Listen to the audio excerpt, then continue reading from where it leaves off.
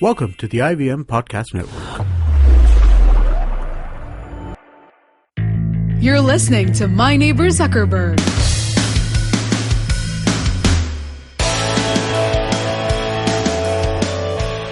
Welcome to another episode of My Neighbour Zuckerberg. So everyone, my name is Munaf Kapadia. I'm the Chief Eating Officer of the Bori Kitchen. My name is Nabil Merchant. I am the CEO and co-founder of Fixie, a home services startup in Mumbai. Which also fixes your hearts. So on My Neighbour Zuckerberg, we genuinely try our best. We go out of our way to invite incredibly ordinary people. These guys have extraordinary tales of adventure of creating solutions that can benefit society and themselves. Now, these people are called entrepreneurs. Doctors are entrepreneurs also, right? Absolutely. They spend years and years studying, the human species. Yes. And, but little did I know, that the doctor we've invited today, Dr. Vaibhav Bagaria, he's a orthopedic surgeon. Okay. I got that right. Okay. He's an orthopedic surgeon. Orthopedic surgeon, yeah. By day. He fixes bones. He fixes bones and various things related to bones. And obviously our knowledge of medicine has just been exposed in the first 2 minutes of the podcast. Yeah. He fixes bones. He's an orthopedic surgeon by day. But by night, he is a medical, if I can use the term, a medical entrepreneur. He's someone who's at the cutting edge of medicine. And Dr. Vaibhav, if I can bring you into the podcast at this stage, can you shed some light on what is it that you do apart from being an orthopedic surgeon, which by itself is like, oh my God. Yeah. Interesting. Now, I know one of you may possibly fix a heart. The other one fixes the stomach. But I've got something lower down. I fix the knee and the hips. So that's my daytime job. I'm sort of founder for a company called as Timeless Innovation Labs. Timeless Innovation Labs. Yeah, or we call it TIL. Till we die. So till. So Timeless Innovation Lab is a journey about integrating the medicine with technology. Boring as it may sound, it's a pretty fascinating field. So that's how we began. And a lot of it is to do with how simple things in medicines can be scaled up or can be done better using modern technology.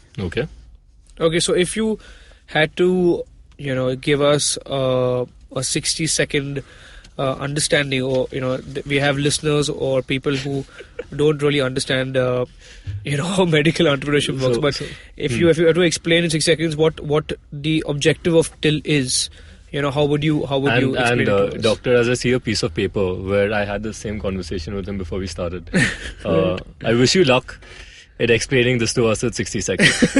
Yes. The company actually focuses on getting the medical images 3D printed. Okay. So we've all heard of 3D printers, and I call them jalebi makers. The 3D printers work in a very similar fashion. So they basically deposit layer by layer the structure that you want to make. Okay. Incidentally, it's very similar to the way CT scans are done. Okay. So if we had to do a CT scan, I'm sure most of people have heard or would have gone, or unfortunately would have undergone a CT scan. If some of you would have undergone the CT scan, yes, it kind of takes an axial image, which means that the body, the organ or the region of interest is sliced into various sections, and then it is shown as a image on a screen. Correct. And from that we deduce whether a person has a defect or an abnormality. And when we perform a surgery, we kind of get all these images in our head and kind of imagine a situation wherein we go in and operate. Now, combining 3D printing with the medical image technology ensured that we could actually print these images. Okay. Print as in a physical model, not just the images that is seen. And I always love to give this analogy of an Empire State Building. Many of us would have seen the photograph on Empire State Building, but when you compare it to seeing it in life, when you see it in person, it's a completely different experience. You could, of course, make out many things about an Empire State Building by just looking at the image. You can feel that it's quite a tall structure. It's located somewhere with other tall buildings, and that you would probably have lights shining around. But the moment you actually see it in person, I'm sure that it's a completely different life-changing experience. You can walk inside. You can walk inside. The details, Absolutely. So you can walk inside, you can see, you can feel.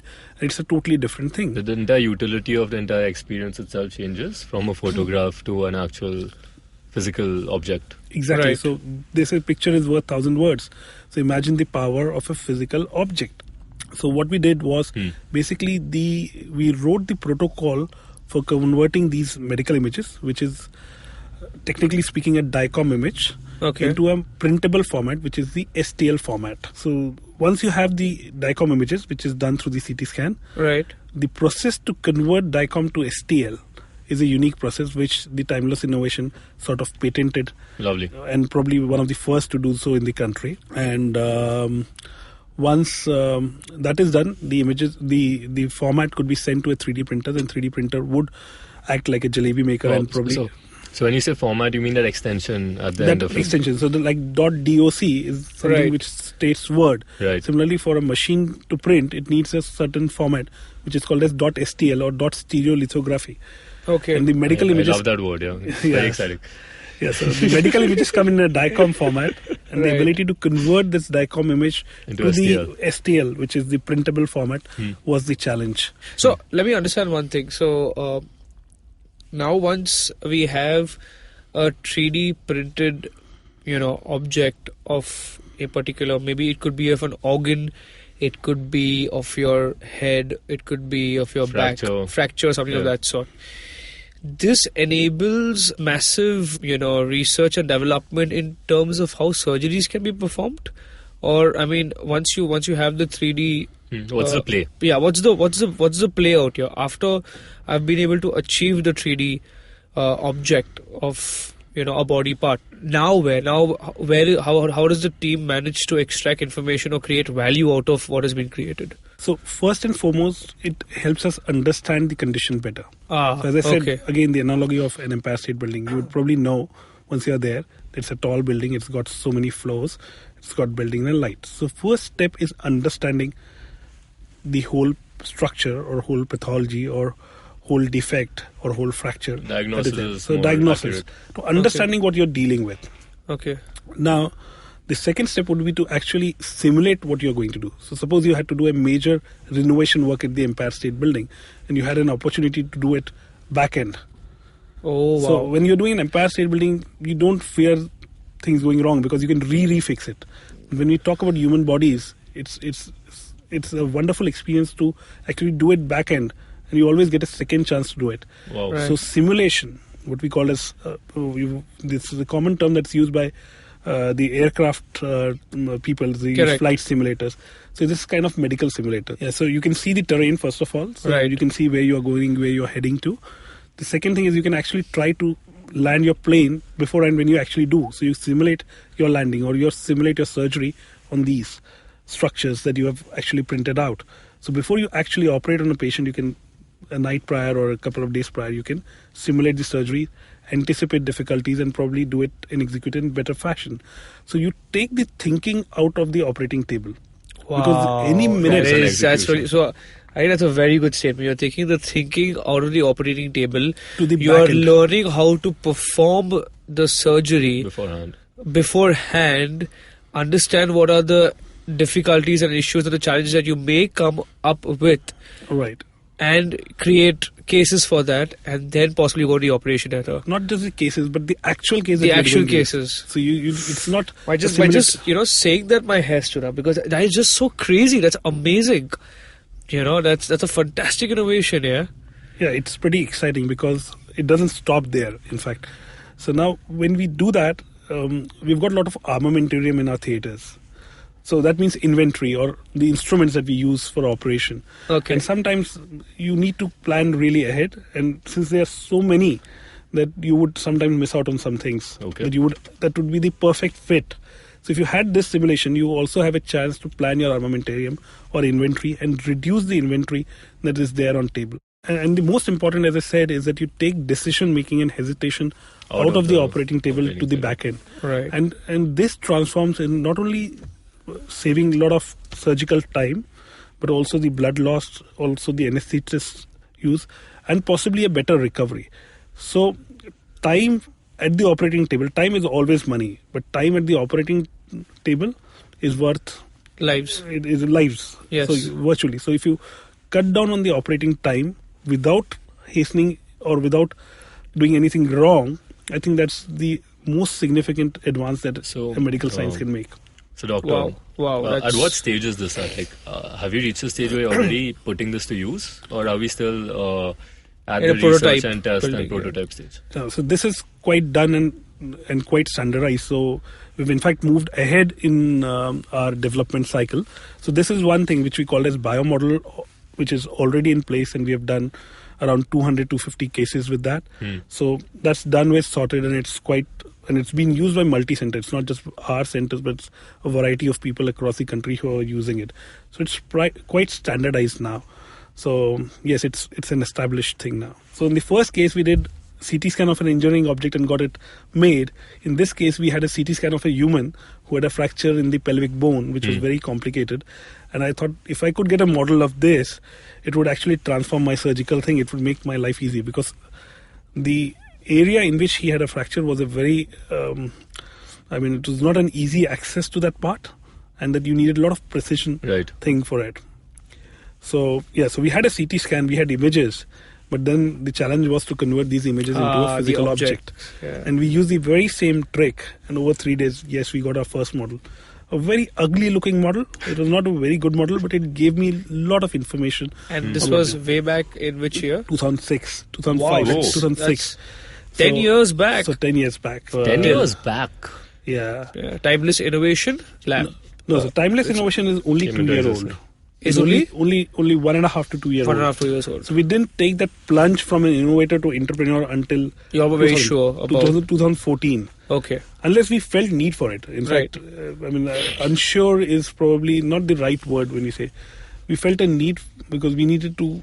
We felt that the innovation that we had needed to scale up. It needed to go on to a different platform, and at that stage, you feel that just doing a research project or innovating things wouldn't just suffice. It's not the same thing, yeah. Would not just suffice. So if your idea has to grow, if your idea has to scale up, if it has to keep up with the requirements of the generation, you need to have an adequate funding. You need to have a presence. You need to be taken seriously. Right.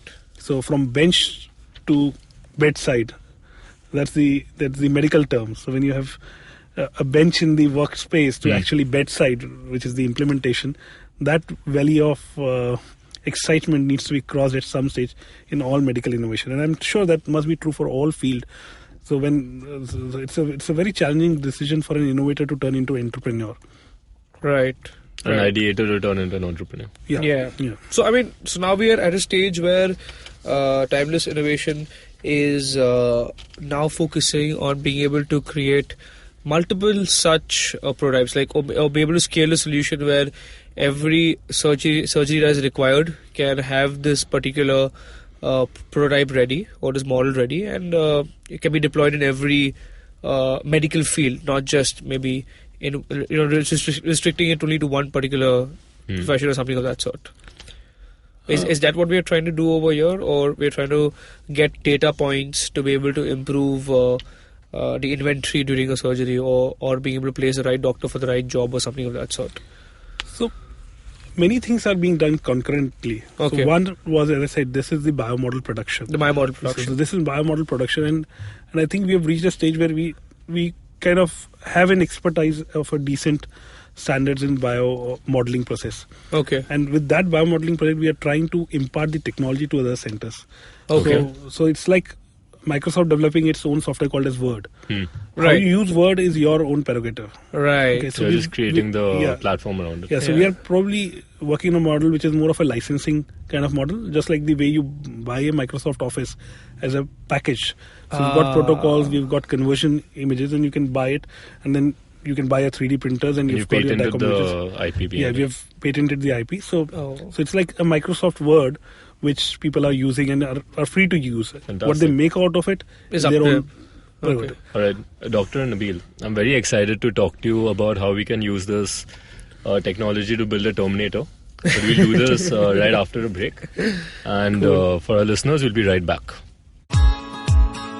Hey guys, this is Malika Singhania, co-founder of the blog Stylogram, where we cover trends, fashion forecasts, celebrity style, tips and tricks, and lots more cool stuff. So tune in every Thursday to the Stylogram podcast, your weekly style telegram, giving you the latest fashion and beauty stories that are relevant to you.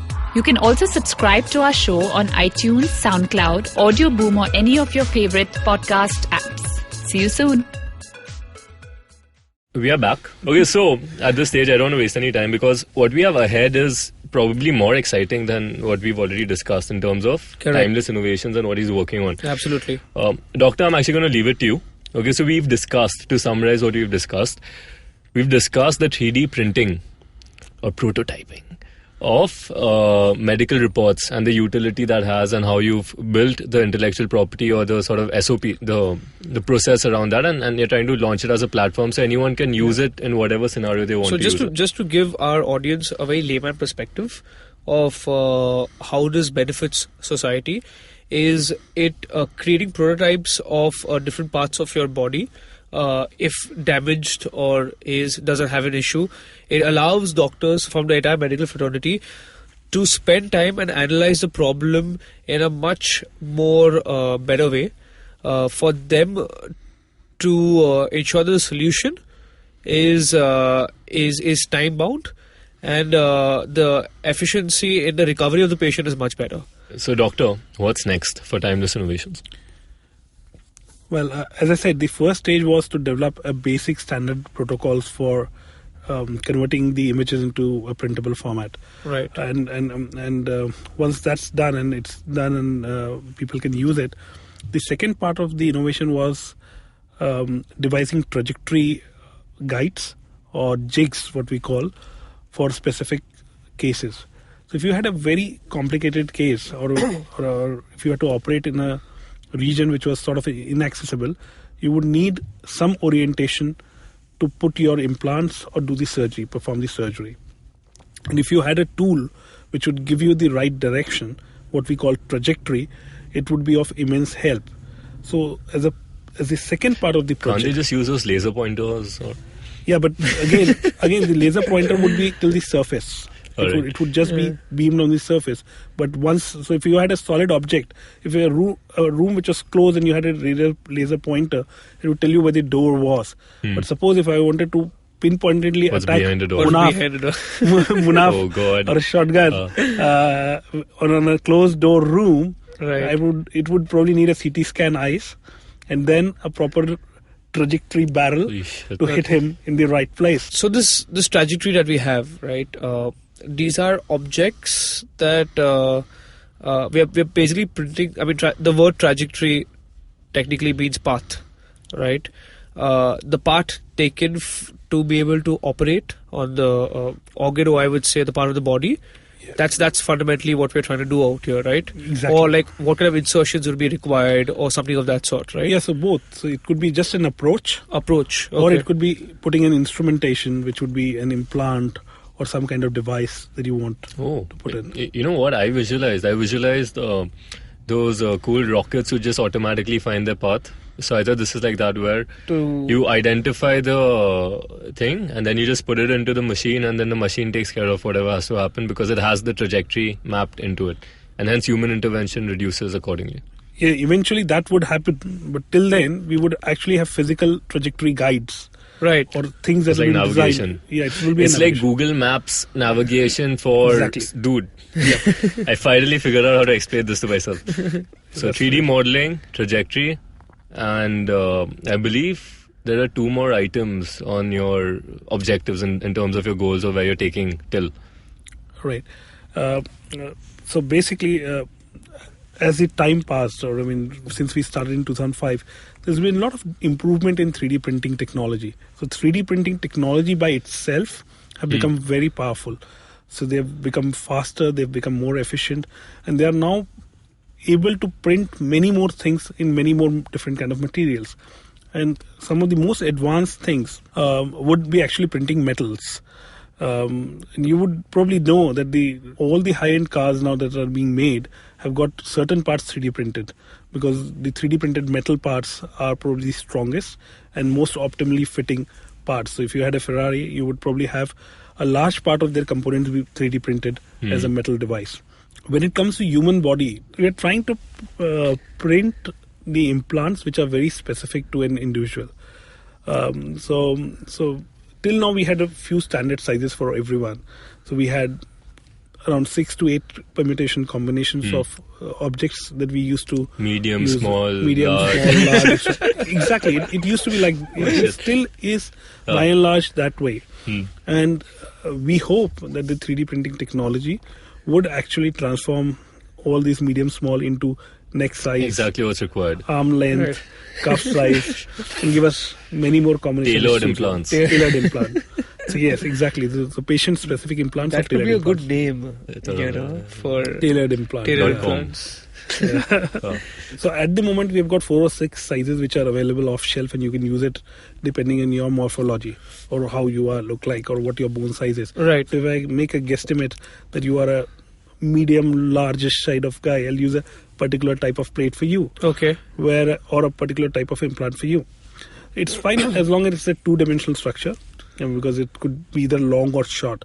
But when we're talking about a 3-dimensional structure like a knee, in that case it's a problem, because you're trying to fit in a size which may be matching in 2 dimensions, but it can't never match a 3-dimensional object.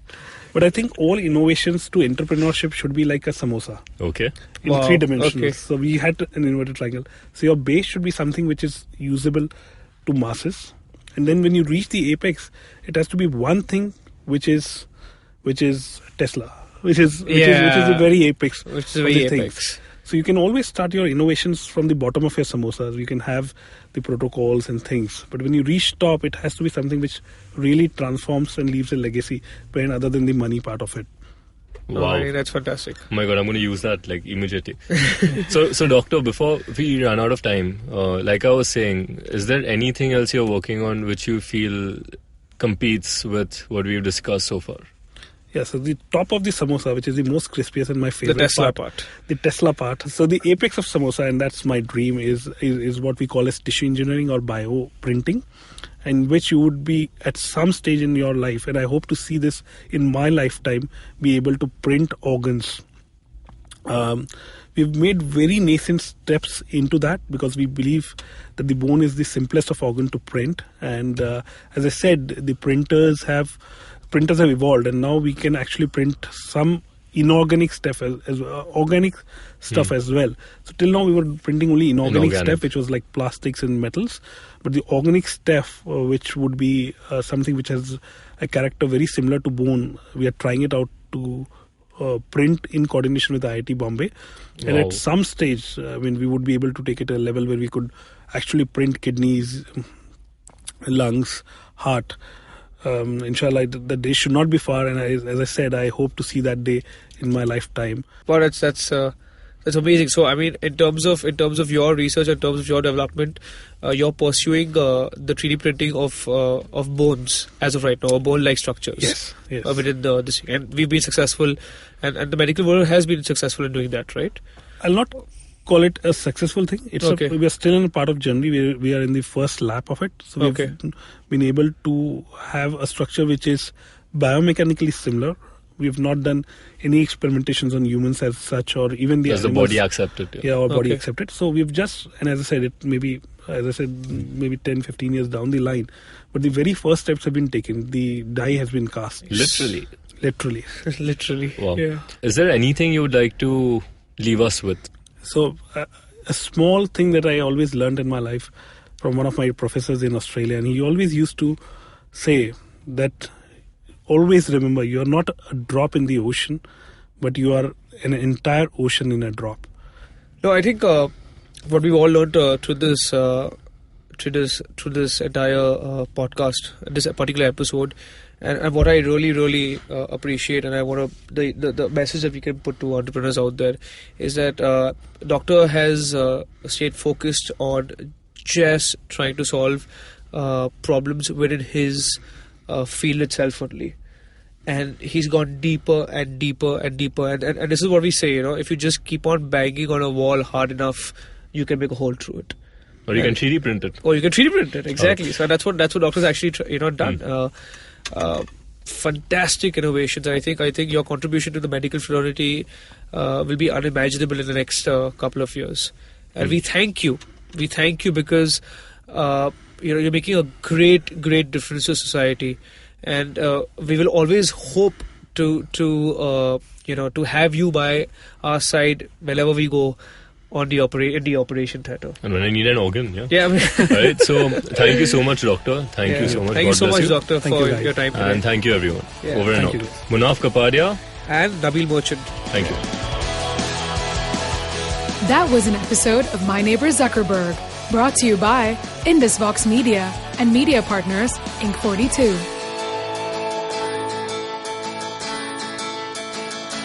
My Neighbour Zuckerberg is an Indus Vox media production.